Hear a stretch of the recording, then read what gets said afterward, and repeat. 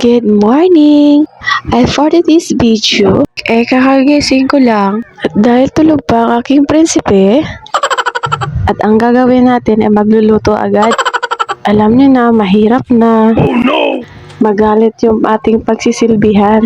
At ayan na nga, minekos-mekos ko na yung pansit. Hugasan ng 3 beses. Hugasan ng maayos para mawala yung bakterya katulad niya. Para mawala siya. Char!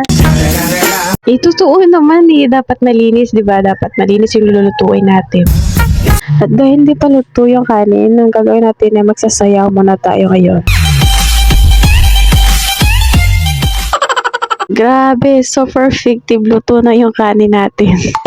At dahil nagugutom na yung anak ko, and pinaglutuan ko muna siya ng itlog.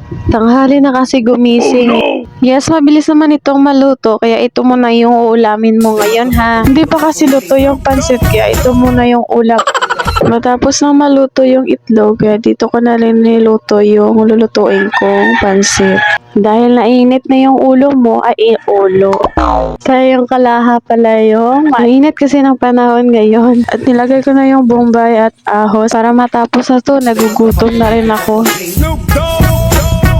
Mekos-mekos mo na yan para maluto na yung bombay at ang ahos. At saka ilagay yung Baguio beans bago to maluto. Pagkatapos nilagay ko na rin yung oyster sauce, toyo, asin at paminta.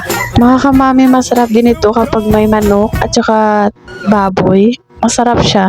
Kaya lang optional lang to kasi ito lang yung nabili ko sa palengke. Kaya masarap din naman kahit ito lang yung ulam mo. Hayaan mo na kasi matipid ako. Ito lang yung makakaya kong mabili. Hihintay na lang maluto yung Baguio beans. Puntahan muna natin yung anak ko na kumakain. At social naman itong batang to. Kumakain na nanonood ng video. Malapit na itong matapos yung lulutuin ko. Pinagugutom na rin. At nagigising na rin yung prinsipe ko. Ginagawa nito, kamot ng kamot. At hindi ko na rin pinakita kung paano ko nilagay. Basta yan, naluto na yung pansit ko. Kusang naluto.